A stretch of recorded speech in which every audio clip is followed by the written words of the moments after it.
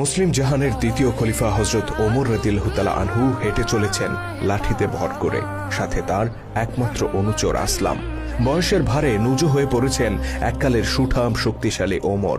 কে বলবে যৌবনে এই মানুষটি নিয়মিত কুস্তি লড়াই করতেন আর বাঘা বাঘা সব পালোয়ানকে নিমিষে হারিয়ে দিতেন।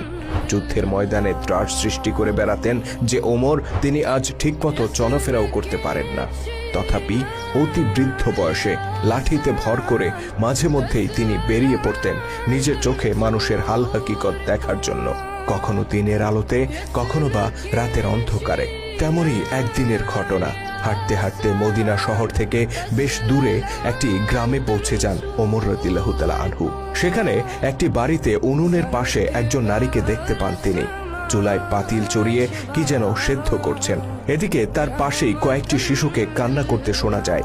মহিলাটি কান্নারত শিশুদেরকে বারবার সান্ত্বনা দিয়ে বলছেন, এই তো আর একটু সবুর করো, খাবার প্রায় হয়ে এসেছে। কৌতূহলী ওমর অনুমতি নিয়ে মহিলাটির কাছে যান আর জিজ্ঞেস করেন বাচ্চাগুলো কেন কান্না করছে। ওই নারী হযরত ওমর রাদিয়াল্লাহু তাআলা আনহুকে আগে কখনো দেখেননি, যে কারণে তিনি মুসলিম জাহানের খলিফাকে চিনতে পারেন না। আগন্তুকের কৌতূহল দেখে তিনি বেশ বিরক্ত হন এবং বলেন, শিশুগুলো ক্ষুধায় কান্না করছে। ওমর রাদিয়াল্লাহু তাআলা আনহু জানতে চান উনুনে তিনি কি চড়িয়েছেন, খাবার প্রস্তুত হতে আর কত দেরি। মহিলাটি আরো বেশি বিরক্ত হয়ে বলেন, পাতিলে কিছুই নেই, শুধু পানি চড়িয়ে রেখেছি।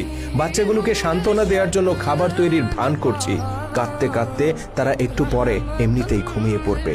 অতঃপর অতি দুঃখের সাথে নারীটি জানান তার ঘরে কোনো খাবার নেই। তিনি নিজের এই দুরবস্থার কারণে খলিফা ওমরকে দায়ী করেন আর বলেন, নিশ্চয়ই এর জন্য আল্লাহর দরবারে ওমরকে জবাব দিতে হবে। তিনি জানতেন না তার সামনেই দাঁড়িয়ে আছেন খলিফা ওমর রাদিয়াল্লাহু তাআলা আনহু।